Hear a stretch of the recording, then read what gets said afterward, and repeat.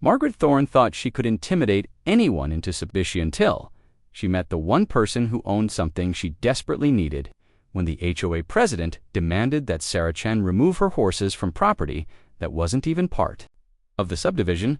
She had no idea she was about to discover a secret that would destroy everything she'd built. The horses weren't just beautiful animals grazing in a pasture. They were standing on the key to a decades-old conspiracy that would bring down the most powerful woman in Willowbrook. Sometimes the people you try to crush are the morning sun cast long shadows across the pristine lawns of Willowbrook Estates as Margaret Thorne stepped out of her silver Mercedes, her heels clicking against the perfectly manicured sidewalk. Everything about the subdivision screamed controlled perfection: identical mailboxes, regulation height fences, and not a single blade of grass out of place.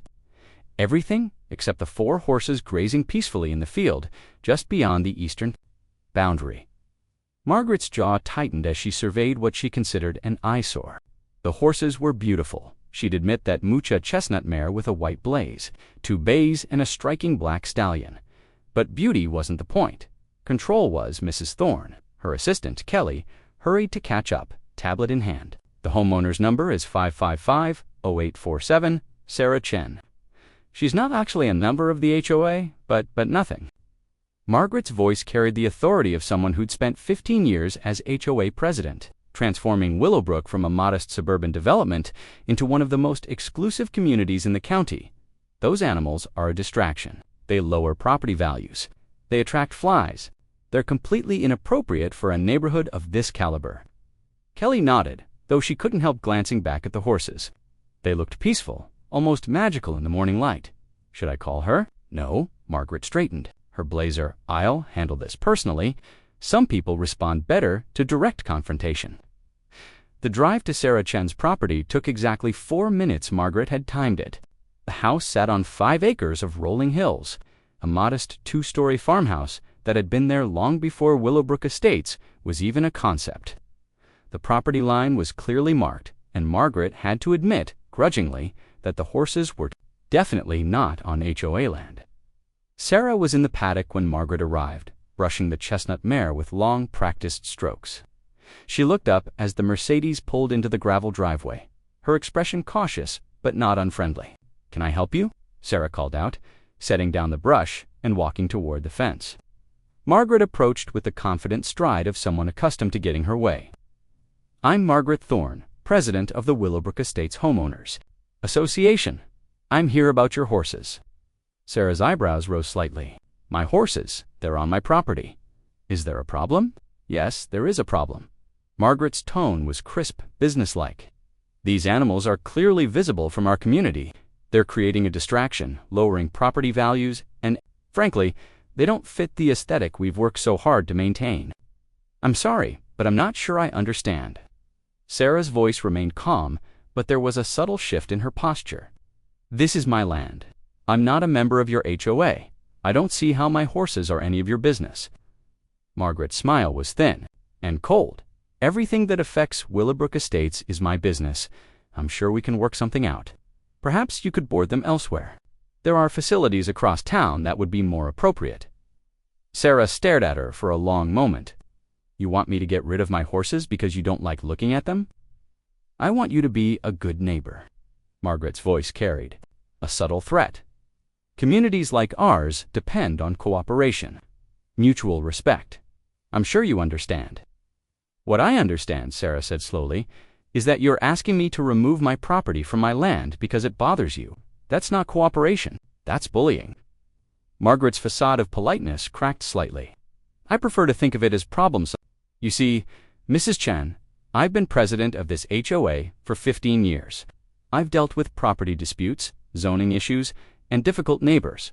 I know how to make problems go away. Are you threatening me? I'm offering you a choice."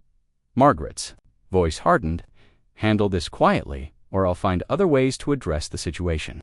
Trust me, you don't want to make an enemy of me." Sarah's hands clenched into fists at her sides. "Get off my property. I'll give you 2 weeks to make arrangements." Margaret turned and walked back toward her car, confident she'd made her point. "After that, I'll be forced to explore other options." As Margaret drove away, Sarah stood in her driveway, watching the silver Mercedes disappear down the winding. Wrote she'd moved to this property 3 years ago, specifically because it was outside the HOA's jurisdiction. The horses weren't just pets, they were her therapy, her peace, her connection to something real in a world that often felt artificial. She pulled out her phone and dialed a familiar number. "Tom, it's Sarah. I need to ask you something about the property records. Yes, the original surveys. Something's not right here." Tom Williams had been the county assessor for 23 years, and he'd handled the paperwork when Sarah bought her land. His voice was immediately concerned. "What kind of not right?" "The HOA president just came by demanding I remove my horses. She seemed awfully confident about her authority over my property. I want to make sure the boundary lines are exactly where we think they are." "I'll pull the files," Tom promised. "But Sarah, I surveyed that land myself. Your property line is clearly marked. The HOA doesn't have any claim to it." "That's what I thought, but—" Sarah trailed off, watching her horses graze peacefully in the afternoon sun. She seemed so sure of herself, like she knew something I didn't. "I'll check everything twice," Tom assured her. "Original surveys, deed restrictions, easements, the whole 9 yards. If there's something fishy going on, we'll find it." After hanging up, Sarah walked back to the paddock. The black stallion, Thunder, approached the fence and nuzzled her. "Shoulda." She'd rescued him from a neglectful owner 2 years ago, and he'd been skittish around strangers ever since. But with Sarah, he was gentle as a lamb. "What do you think, boy?" she murmured, stroking his neck. "Should we be worried about the scary lady in the expensive car?" Thunder snorted, as if to say he'd faced worse than Margaret Thorne. Meanwhile, Margaret was already back at her home office, pulling up property records on her computer. The Chen property had been a thorn in her side since the woman moved in. It interrupted the perfect sight lines she'd carefully cultivated. And worse, it reminded everyone that Willowbrook Estates was a relatively new development, carved out of what had once been working farmland. Her phone buzzed, a text from her business partner, David Morrison. Board meeting moved to 7 p.m. "Johnson's getting cold feet about the expansion." Margaret frowned. The expansion project was crucial to her long-term plans, 20 additional luxury lots that would increase property values throughout the development. She'd been working on it for 2 years, navigating zoning laws and environmental regulations. Johnson's support, as the county commissioner, was essential. She typed back, "Handle Johnson. I'll be there." Another text arrived, this one from her son Michael. "Mom, I need to talk to you. It's about the family business. It's important." Margaret sighed. Michael had been asking uncomfortable questions about the development company's finances for weeks. As her heir apparent, he was supposed to be learning the business, but lately he'd been more interested in ethics than profits. She put the phone aside and focused on the computer screen.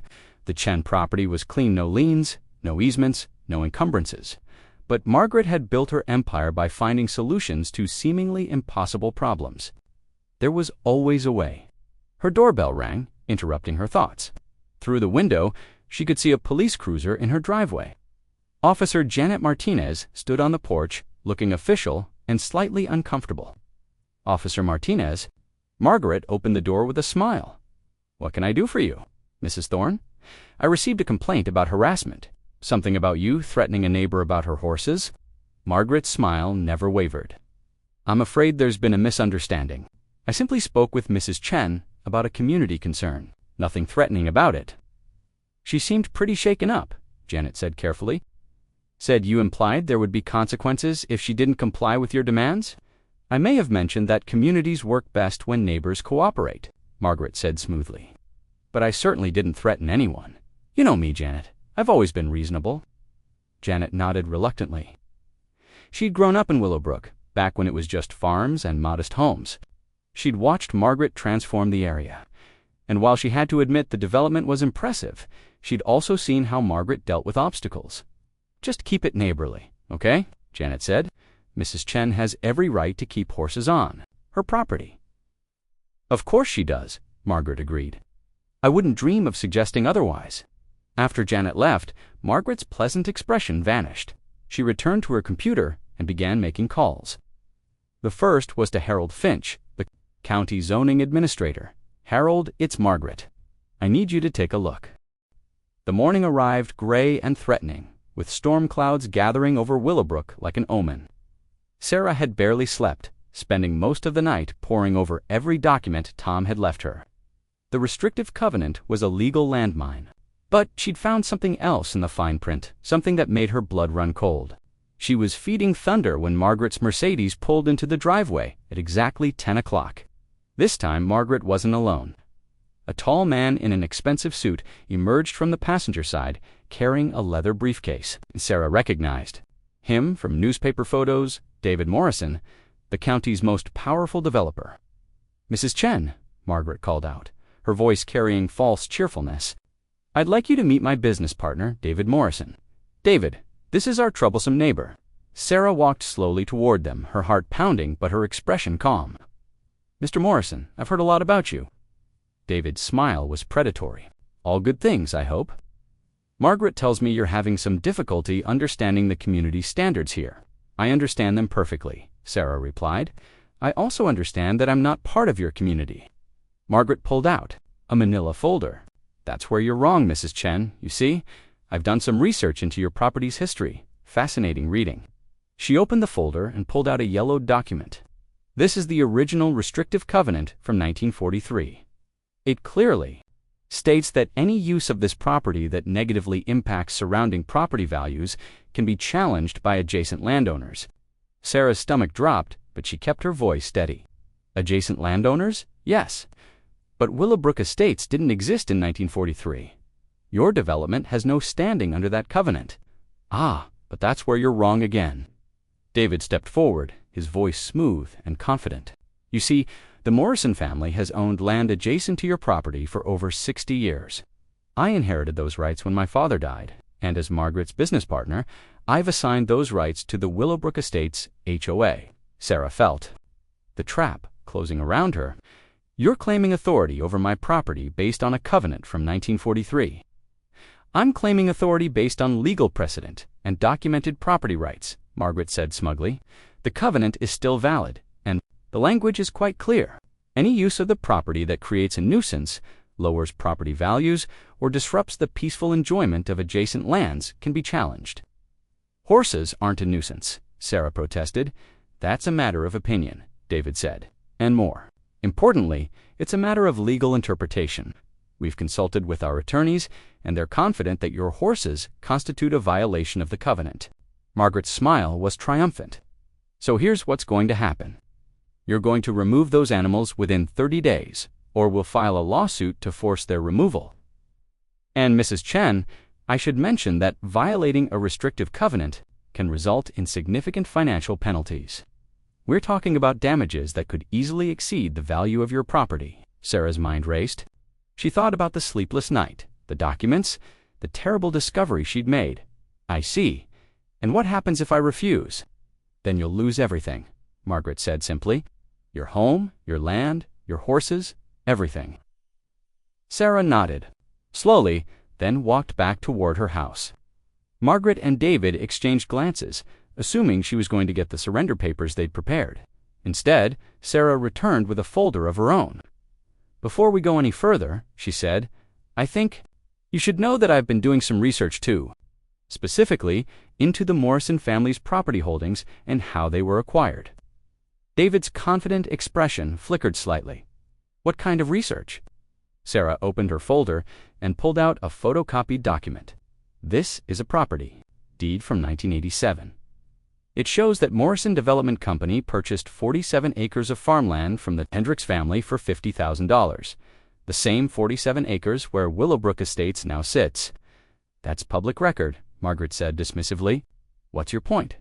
"My point," Sarah continued, "is that according to this environmental impact study from 1986, that same land was contaminated with industrial chemicals, specifically trichloroethylene and benzene from an illegal dump site that operated there in the 1970s. The color drained from David's face. That's impossible. The EPA cleared that land for development." Sarah pulled out another document. "Not according to this. This is a copy of a letter from the EPA to Morrison Development, dated March 15, 1987. It clearly states that the contamination levels exceeded safe limits and that extensive remediation would be required before any residential development could proceed. Margaret's voice was sharp. "Where did you get those documents?" "Public records," Sarah said calmly. "Amazing what you can find when you know where to look. The question is, why weren't these documents disclosed to the families who bought homes?" In Willowbrook Estates, David stepped forward, his face flushed with anger. "You don't know what you're talking about. That land was properly remediated. We followed all EPA guidelines." Sarah pulled out a third document. This is a soil analysis from 2019. Conducted by the county health department after a resident complained about water quality. "The contamination is still there, Mr. Morrison. Under the gardens and playgrounds where children play every day." Margaret's hands were shaken as she reached for the documents. "Let me see those copies," Sarah said, holding them out. "I have the originals in a safe place, along with some other interesting documents." As Margaret read, her face went ashen. The papers confirmed her worst fears. The contamination was real, the cover-up was documented, and the liability was enormous. "You're bluffing," David said, weakly. "Even if there was contamination, the statute of limitations has expired." "For civil suits, maybe," Sarah agreed, "but not for criminal fraud, and certainly not for environmental crimes. The EPA takes a very dim view of developers who knowingly build on contaminated land and then hide the evidence." Margaret's voice was barely a whisper. "What do you want?" "I want you to leave me and my horses alone," Sarah said simply.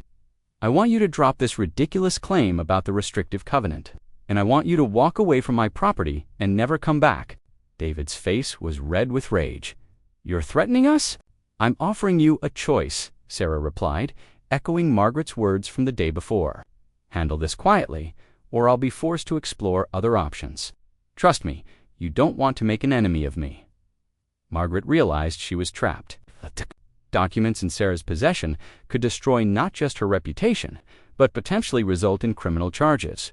The families living in Willowbrook Estates could sue for millions. The environmental cleanup costs alone would bankrupt Morrison. Development. "How do I know you won't use these documents anyway?" Margaret asked. "Because I'm not like you," Sarah said. "I don't enjoy destroying people's lives. I just want to be left alone to live peacefully with my horses."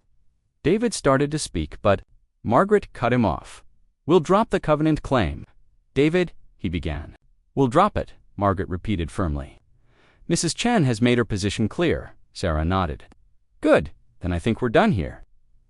As Margaret and David walked back to their car, Sarah could hear them arguing in hushed tones. She watched them drive away, then pulled out her phone. "Tom, it's Sarah. They're backing down." "Yes, the documents worked. But Tom, we need to talk. There's something else in these files that you need to see." An hour later, Tom arrived to find Sarah sitting on her porch, looking troubled despite her victory. "What is it?" he asked. Sarah handed him a single sheet of paper. "This is a property transfer document from 1986. It shows that the Morrison family didn't just own adjacent land, they owned this land too. My land." Tom read the document, his eyes widening. "Sarah, this shows that your 5 acres were part of the original contaminated site. The property was subdivided, and this parcel was sold separately to hide the fact that the contamination extended beyond the development boundaries." "Which means my land is contaminated too," Sarah said quietly. "We need to get this tested immediately," Tom said. "If there's contamination here, it could affect the horses, the groundwater, everything." Sarah looked out at her horses, grazing peacefully in the afternoon sun. "They've been here for 3 years. If there's contamination, they would have shown symptoms by now, wouldn't they?" "Not necessarily. Some chemicals take years to show effects, and some animals are more resistant than others." Sarah's phone rang. She looked at the caller ID and frowned. "It's Margaret Thorne." "Don't answer it," Tom advised. But Sarah was already accepting the call. "What do you want, Margaret?" Margaret's voice was strained. "We need to meet. There's something you don't understand about those documents you found." "I understand enough." "No, you don't. Mrs. Chen, if you release those documents to the EPA, you'll destroy more than just Morrison Development. You'll destroy the lives of every family living in Willowbrook Estates. Their homes will be worthless. They'll lose everything." Sarah was quiet for a long moment. "That's not my problem." "It could be," Margaret said carefully, "because if there's contamination on your property too, and the EPA gets involved, they'll declare the entire area a Superfund site. Your horses will have to be removed anyway, and you'll never be able to sell your land." Sarah felt. The EPA arrived at 6:47 a.m., 3 days after Sarah's call. She watched from her kitchen window as a convoy of white vans and official vehicles pulled into her driveway, followed by news crews who had somehow gotten wind of the story.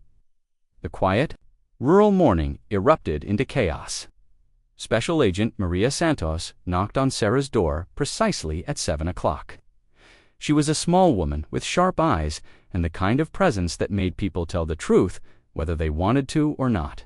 "Mrs. Chen, I'm Agent Santos, EPA Criminal Investigation Division. We spoke on the phone." Sarah nodded, her stomach churning. "I have the documents ready. Before we begin, I need to ask, are you prepared for what happens next? Once we start this investigation, there's no going back. People's lives will be destroyed." Sarah thought about the families in Willowbrook Estates, waking up to find their perfect neighborhood suddenly crawling with federal agents. Then she thought about the children playing in contaminated soil, the residents drinking potentially poisoned water, the cover-up that had lasted over 30 years. "I'm prepared," she said. Within an hour, Agent Santos had copies of every document Sarah had found. The evidence was damning correspondence between Morrison Development and the EPA. Soil tests showing dangerous contamination levels, medical reports from the 1980s documenting health issues in the area that had been dismissed as coincidental. "This is significant," Santos said, closing the file. "We're looking at potential criminal charges for environmental fraud, conspiracy, and reckless endangerment. The statute of limitations doesn't apply to ongoing environmental crimes." Sarah's phone had been ringing constantly. Margaret Thorne had called 17 times. David Morrison had called 12. She'd ignored them all until Agent Santos advised her to answer. "Mrs. Chen," Margaret's voice was frantic when Sarah finally picked up. "You have to stop this. Do you have any idea what you've done?" "I've told the truth," Sarah said calmly, aware that Agent Santos was listening. "You've destroyed hundreds of families. Their homes are worthless now. Their children have been playing in poisoned soil for decades." Sarah interrupted, "because you and Morrison decided profit was more important than public safety." "We didn't know the extent of the contamination when we built," Margaret protested. "The EPA gave us preliminary clearance, that you knew would be revoked once full testing was completed," Sarah said. "That's why you rushed construction before the final reports came in." Agent Santos nodded approvingly. Margaret was essentially confessing on a recorded line. "Sarah, please," Margaret's voice cracked. "We can work something out. Morrison Development has resources. We can fund health monitoring, medical care for affected residents, whatever it takes. But if this becomes a federal case, it already is a federal case," Sarah said. "The EPA is conducting a full investigation. Your only option now is to cooperate." The line went dead. By noon, the story had exploded across local news. "Environmental cover-up exposed" screamed the headlines. "EPA investigates toxic development. Willowbrook Estates built on poison." Sarah watched the coverage from her living room, feeling sick. The news crews were interviewing shocked residents, families who had saved for years to buy their dream homes, only to discover they were living on contaminated land. Mrs. Patterson, a kindergarten teacher who lived 2 blocks from Sarah's property, broke down crying on camera. "My daughter has been having respiratory problems for months. The doctors couldn't figure out why. Oh God, what have we done to our children?" Agent Santos returned in the afternoon with a team of environmental specialists. They were conducting soil and water tests on Sarah's property, and the preliminary results were troubling. "The contamination extends further than we initially thought," Santos explained. "Your property shows elevated levels of trichloroethylene and benzene, particularly in the southeastern corner where your horses graze." Sarah's heart sank. "Are they in danger?" "We won't know for certain until we complete the full analysis. But I'd recommend moving them to a different location temporarily, just as a precaution." Sarah nodded, though she had no idea where to take 4 horses on short notice. More importantly, she was beginning to understand the full scope of what she'd unleashed. Her phone rang again. This time it was Michael Thorne. "Margaret's son, Mrs. Chen." "This is Michael Thorne. I need to talk to you. It's about my mother and Morrison Development." "I'm not sure that's appropriate, please." His voice was urgent. "I have information that the EPA needs to hear." "Information? About other properties, My mother doesn't know I'm calling." Sarah looked at Agent Santos, who nodded. "Can you come here? The EPA would like to speak with you." An hour later, Michael Thorne arrived at Sarah's house. He was a tall man in his early 30s, with his mother's sharp features but kinder eyes. He carried a briefcase and looked like he hadn't slept in days. "Mr. Thorne," Agent Santos said, "I understand you have information relevant to our investigation." Michael nodded, opening his briefcase. "My mother brought me into the family business 2 years ago. She wanted me to take over eventually. But as I learned more about Morrison Development's history, I started finding things that didn't add up." He pulled out a thick folder. "This is documentation of 6 other properties where Morrison Development built residential communities on contaminated land. The Willowbrook situation wasn't unique, was part of a pattern." Agent Santos leaned forward. 6 other properties. Maple Glen Estates, built on a former chemical plant site. Oak Ridge Commons, built on land contaminated by an underground storage tank leak. Sunset Village, built on a former textile mill site where dyes and chemicals were buried. Michael's voice grew stronger as he spoke. "In every case, Morrison Development purchased the land cheaply because of known contamination, then built residential communities without proper remediation." Sarah felt nauseated. "How many families?" "Over 3,000, Michael said quietly.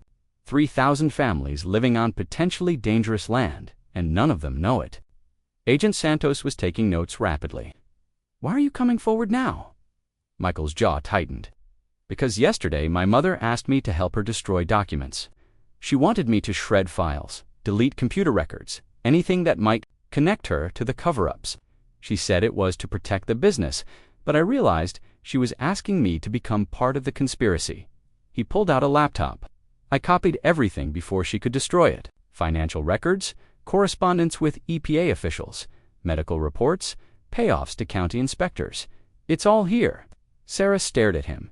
"You're destroying your own mother." "I'm stopping her from destroying more innocent people," Michael replied. "Mrs. Chen, I know you think you started this by calling the EPA, but you didn't. You just exposed something that's been festering for decades. My mother and Morrison have been poisoning communities for 30 years, and someone had to stop them." Agent Santos closed her notebook. "Mr. Thorne, I need to advise you that this information could result in serious criminal charges against your mother and Morrison Development. Are you prepared to testify?" "I'm prepared to do whatever it takes to make this right," Michael said. As evening approached, Sarah stood in her paddock with Thunder, watching the EPA teams pack up their equipment. The horses would have to be moved tomorrow to a boarding facility 40 miles away, at least until the contamination assessment was complete.